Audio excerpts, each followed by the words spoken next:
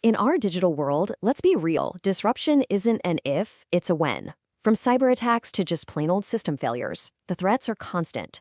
So how do you actually go from total chaos to being in control when things inevitably go wrong? Well, today we're diving into the official playbook for survival, NIST 834. Okay, let's just start with the number well, it's kind of hard to even wrap your head around. By the end of 2025, the annual cost of cybercrime is projected to hit $10.5 trillion. That isn't just a problem for a few companies, that's a massive threat to the entire global economy. It really sets the stage for why hoping for the best just isn't a strategy anymore. Now, that huge global number is one thing, but let's bring it down to what it means for a single organization. A 2024 report from IBM found that the average cost of just one data breach is nearly $5 million. All of a sudden, this isn't some abstract issue anymore. It's a direct, maybe even existential threat to your business. And if you think these are just stats, these examples show you exactly what happens when those threats become a reality. I mean, look at Maersk, crippled by ransomware costing them up to $300 million. Or British Airways, completely grounded by a simple IT failure, losing $100 million. And we all remember the Colonial Pipeline attack, right? It caused actual fuel shortages all up and down the U.S. East Coast. These aren't just headlines. They're huge flashing warning signs about the real cost of being unprepared. Okay, so we've definitely established the problem. Here's our game plan for figuring out the solution. We're going to talk about the true cost of being unprepared, then introduce a roadmap to resilience, break down its 7-step plan, compare what success and failure actually look like in the real world, and finally, get into how you can make a plan that really works. First up, the high cost of unpreparedness. And like we've seen, it's about so much more than just the money on a balance sheet. We're talking lost trust, total operational chaos, and damage to your reputation that can haunt you for years. So how do we build that resilience? You can't just wing it. You need a structured guide to navigate the chaos. And that guide is NIST 834. So what is this thing exactly? The easiest way to think about it is as a playbook. It's a formal, structured process from the National Institute of Standards and Technology for contingency planning. Basically, it's the instruction manual you need before an emergency happens, so you know exactly what to do during one. And at the absolute heart of this framework is a really clear, logical process, the 7-step recovery plan. This is where all the theory gets turned into action. Here are all 7 steps, and you can see how they create this continuous loop.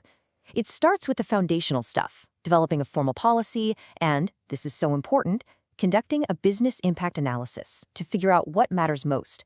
From there, you identify ways to prevent disaster and create strategies for recovery. Only then do you build the actual plan. But, and this is key, it doesn't stop there.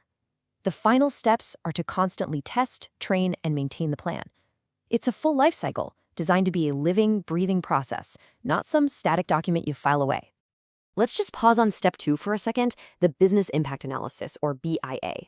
This step is absolutely critical because it forces a huge shift in perspective.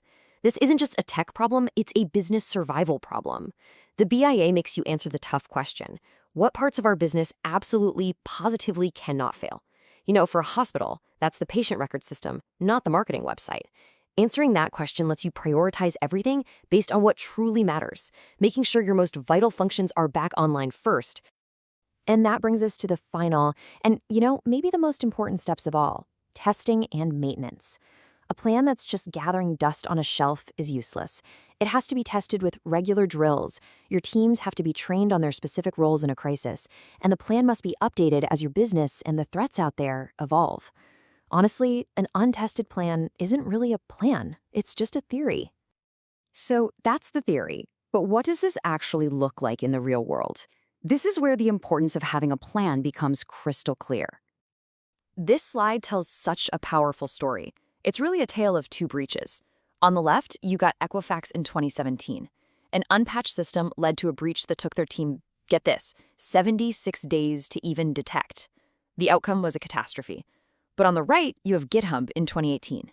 They got hit with a massive, record-breaking attack, but their automated defenses kicked in within 10 minutes and they had service fully restored in 20. The lesson here could not be clearer. Proactive planning is the difference between an absolute disaster and resilience. So that brings us to our final section. How do you make sure your plan puts you on the GitHub side of that story and not the Equifax side? It's really all about avoiding the common pitfalls. So, what are these common traps that can turn a good plan into a useless document? First, there's creating a static plan. You write it once, and it's never updated. Big mistake. Next, overcomplicating it so much that it's impossible to follow in a crisis. A huge one is just failing to test the plan with regular exercises. Another is ignoring risks that aren't technical, like a critical failure in your supply chain. And finally, and this might be the biggest one, a lack of buy-in from leadership, which means the plan never gets the resources or priority it absolutely needs. If you take just one thing away from all this, let it be this quote. Contingency planning isn't a project that has a start and an end date. A well-maintained plan is a continuous process. It's a fundamental part of how a resilient organization operates every single day. So I'll just leave you with the question on the screen. We know for a fact that disruption is inevitable. The only real question is your survival